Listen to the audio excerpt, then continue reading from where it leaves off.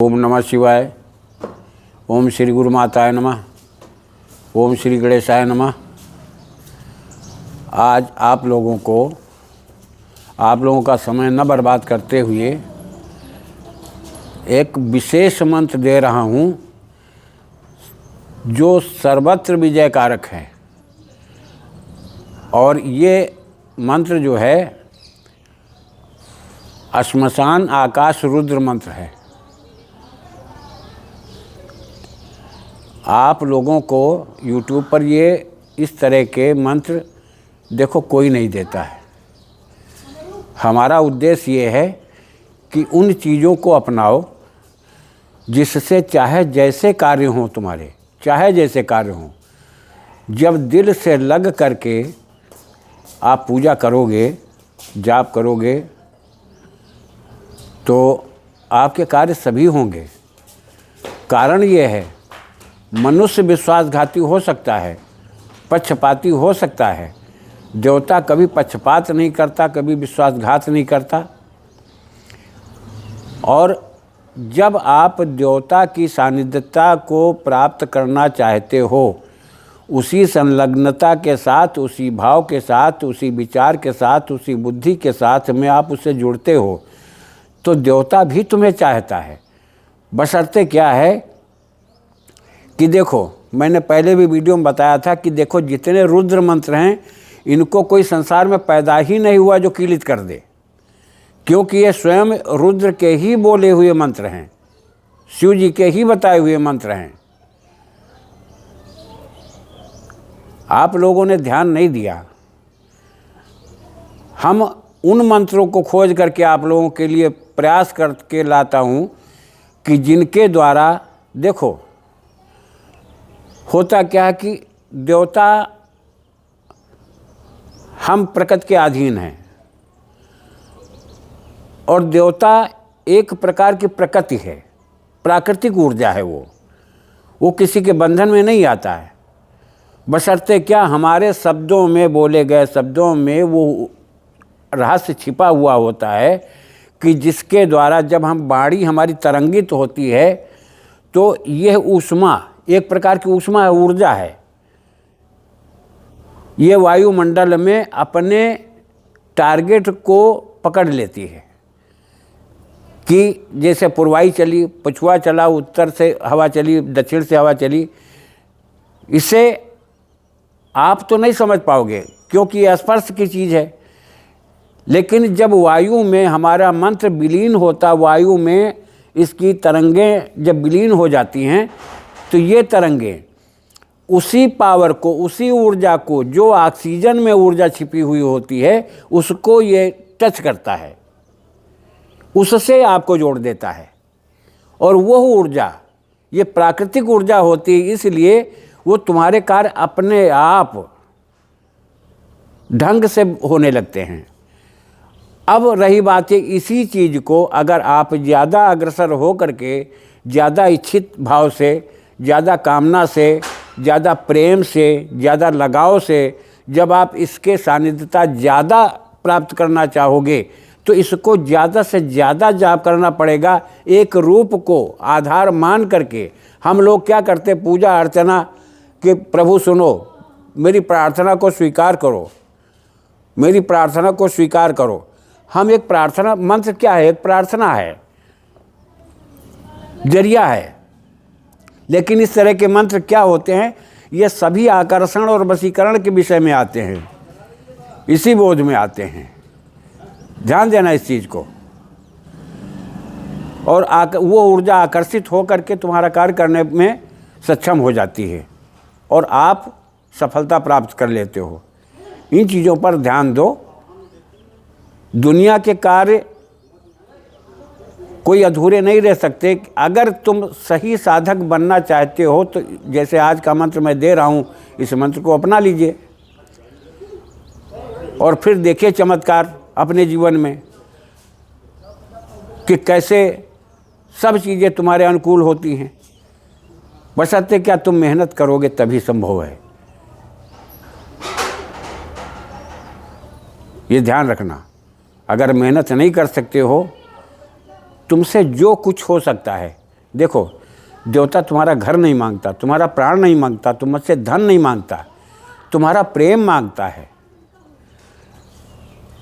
हम लोग क्या करते हैं, जैसे दीपक जलाया तो ये साक्षी होते हैं, जल रखा ये भी साक्षी है, धूप दिया ये भी साक्षी है। ये सारे तत्व, अग्नि तत्व, गंध, स्पर्श, ये सब चीज़ें तो तुम्हारे शरीर में विद्यमान है। अब हमारी शरीर की ही ऊर्जा एक पुंजवत हो करके जब सामने प्रकट होती तो हम उसको भैरव भी मान लेते हैं, उसको रुद्र भी मान लेते हैं, उसको देवी भी मान लेते हैं। सब कुछ तो है, भगवान ने सब कुछ, तो ईश्वर ने, प्रकृति ने तुम्हें सब कुछ तो तुम्हारे शरीर में व्याप्त कर रखा है। बशर्ते हमको नहीं ज्ञान है कौन सी नाड़ी खोले तो हमारी कौन सी ऊर्जा प्रकट होकर के बाहर आवे। खेल तो पूरा यही है।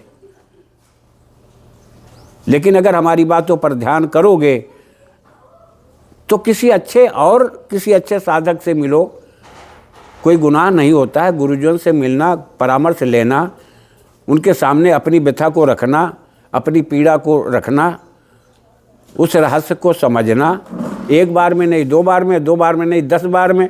हमको ज़रूरत है तो हमको जाना पड़ता है। किसी के सानिध्य में, किसी के चरणों में बैठ करके हमको कुछ प्राप्त करना है तो 1 बार नहीं 10 बार हम जाएंगे, हमको प्राप्त होगा। अब आज का जो रुद्र मंत्र है, आप घर में करो तो ठीक, स्मशान में करो तो ठीक, किसी पेड़ के नीचे करो तो ठीक, खलिहान में करो तो ठीक, नदी के किनारे बैठ के करो तो ठीक। बशर्ते क्या है, इन मंत्रों का एक विशेष रूप है कि एकांत, जहाँ पर तुम्हें डिस्टर्ब कोई ना कर सके। क्या मंदिर में कोलाहल नहीं होता है, लेकिन क्या है, वहाँ तुम्हारी धारणा बंधी है उस मंदिर में स्थापित उस विग्रह से, तो आप इतना विचलित नहीं होते हो।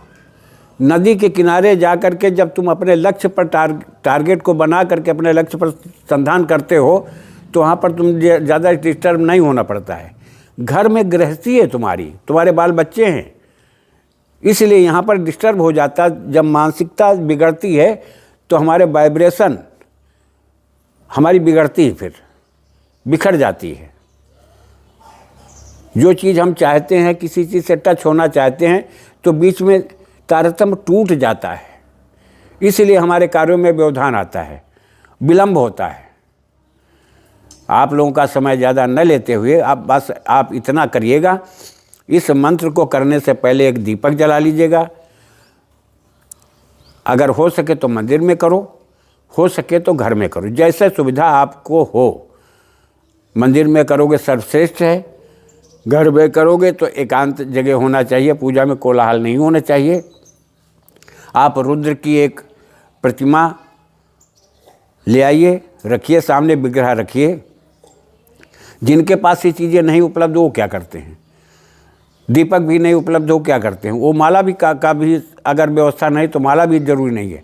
मंत्र को कंठाग्र करो और समय बाधित, समय से मिल करके चलो। आप समय बांध लो कि हमको 20 मिनट पहले दिन करना है, फिर दूसरे दिन 25 मिनट करना, तीसरे दिन 30 मिनट करना है, फिर धीरे धीरे धीरे धीरे करते करते करते करते जब आपको अच्छा लगने लगे, कुछ आपको परिवर्तन दिखाई पड़ने लगे तो समय अपना बढ़ा लो। माला कोई आवश्यकता नहीं होती है कि 108 बार करो, 11 माला करो, 21 माला करो। माला क्यों अधिक किया जाता है? क्योंकि टारगेट को तुम्हें नज़दीक को, मंजिल जो है, सफ़र जो है जल्दी तय करना होता है, तो ज़्यादा माला करना पड़ता है। किसी की शांतता जल्दी प्राप्त करना है, आप पैदल जाओगे देर लगेगी, साइकिल से जाओगे उससे जल्दी पहुंचोगे, मोटरसाइकिल से जाओगे उससे ज़्यादा पहुंचोगे, और कोई बड़ा वाहन है आप उससे और ज़्यादा नज़दीक। तो ये समय है, तुम्हारे साधन के हिसाब से होता है सब। तुम कितना समय देते हो, जितना समय दे पाओगे उतनी जल्दी आपकी सानिध्यता प्राप्त हो जाएगी। आपको देवता भी स्वीकार करता है, वो ऊर्जा भी तुम्हें स्वीकार करेगी। जिस तरह तुम ऊर्जा को स्वीकार करने का प्रयास कर रहे हो पहले, उसके बाद वो ऊर्जा जब तुम्हें स्वीकार कर ले, बस तुम्हारा काम हो गया। खेल इतना ही है, दो के बीच में खेल इतना ही। अब मैं मंत्र आपको बता दे रहा हूँ। ओम नमो भगवते श्मशान रुद्राय नर रुधिर भक्षणाय कपाल माला धराय प्रेत वाहनाय खड्ग माला हस्ताय सर्वभूताधिपतये क्लांग दांग ह्रांग ये गच्छ गच्छ समस्त भूत रोग नाशे नाशे क्लेंग देंग हेंग श्रींग इदम भुंगच्छ कूंग लूंग यरूंग ध्रूंग मोहे भोग्यम देहि देहि स्वाहा। भोग्यम देहि देहि स्वाहा, भोग्यम मतलब भोग्यम की जरूरत, तुम्हारी अभिलाषित वस्तुएं, अभिलाषित कार्य, वांछित कार्य, ये सब कुछ इसी में आ जाता है। करके देखो। हम ज़्यादा तो नहीं, लेकिन इन मंत्रों पर हमें इतना प्रगाढ़ विश्वास, अटूट विश्वास है कि दुनिया की कही बात टल सकती, लेकिन रुद्र के कहे वचन नहीं टल सकते। कोई माई का लाल आज तक पैदा नहीं हुआ। भाव्यों मेट सकें त्रिपुरारी, तुम्हारी भाग्य को भी ये बदल देंगे। चाहे जितने दरिद्रता का सामना करना पड़ रहा हो, आप हर संकट से अगर निकलना चाहते हो, इस प्रयोग को करो। मैं बार बार कहता हूँ, जो करने वाले होते उस पर मैं जोर देता हूँ कि इसको करो, आपको विशेष लाभ मिलेगा। मैं आपका समय ज़्यादा न बर्बाद करते हुए इस आशा के साथ